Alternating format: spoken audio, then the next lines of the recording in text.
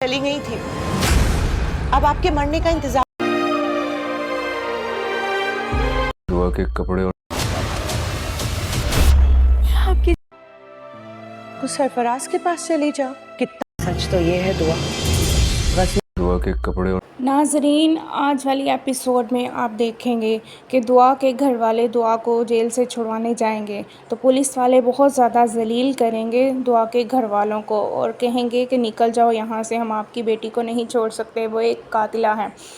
वो चुप करके घर वापस आ जाते हैं। दुआ को कोई रास्ता नज़र नहीं आ रहा होता कि वो कैसे यहाँ से बाहर जाए और एक दफ़ा बस वो नौशरवां से मिले और उसको अपनी सफाई में कुछ कहने का मौका मिले। तो दुआ के घर वाले घर वापस आ जाते हैं। नौशरवां के पास भी नहीं जाते रिक्वेस्ट लेकर के वो दुआ को रिहाई करवा सके, क्योंकि नौशरवां इस वक्त हॉस्पिटल में है। जब नौशरवां का बाप देखेगा कि दुआ जेल में है, कशमाला ने उसे जेल में करवा दिया है, तो वो जाफ़र से कहेगा जाओ और उसकी रिहाई करवा दो।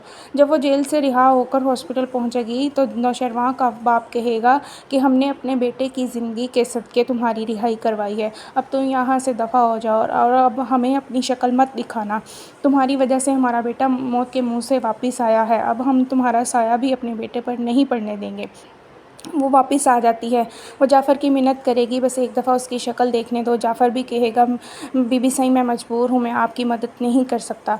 दुआ घर वापस आती है तो दुआ की बहन फ़िज़ा उस पर टूट पड़ती है और कहती है कि तुम जैसी लड़कियों के साथ ऐसे ही होना चाहिए। तुमने मेरी ज़िंदगी बर्बाद की थी और अब देखो तुम्हारी भी ज़िंदगी बर्बाद हो गई है। जैसे तुमने मेरे साथ किया था तुम्हारे साथ भी सेम वैसे ही हो रहा है। गज़नवी को भी तुम्हारी हरकतों का पता चल गया है, इसीलिए वो तुमसे अब बात नहीं करता और वो तुमसे नफ़रत करने लग गया है। और वो दुआ रोने लग जाती है, अपनी माँ से कहेगी माँ ये मेरी बहन है, इस वक्त इसका साथ मुझे बहुत ज़्यादा ज़रूरी है और ये मुझे ही उल्टा बातें सुना रही है।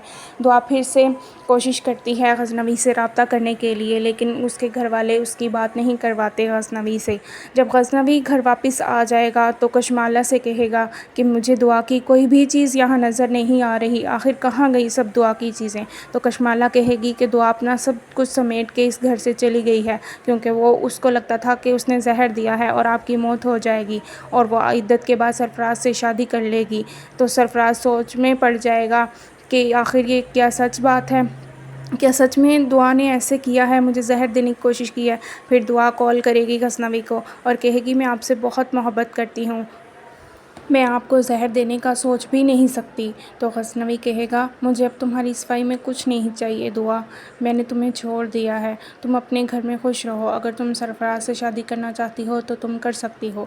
जब सरफराज दोबारा कशमाला से मिलने आएगा, जब उसे पता चलेगा कि दुआ की रिहाई हो गई है, वो कशमाला को वार्निंग देगा कि अब तुम दुआ से दूर रहना, अगर तुमने दुआ के साथ कोई भी ऐसी वैसी हरकत करने की कोशिश की तो मैं जाकर गज़नवी को सब बता दूँगा। तो ये सब बातें जाफ़र सुन लेता है और जाफ़र कशमाला से जानबूझ के पूछेगा कि सरफराज यहाँ पर क्या करने आया था।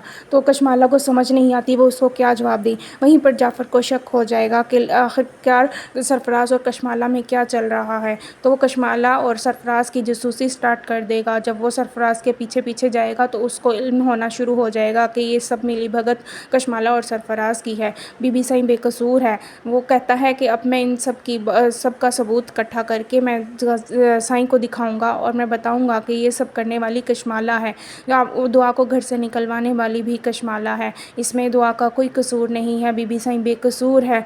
गज़नवी साईं आपने गलत किया है दुआ के साथ।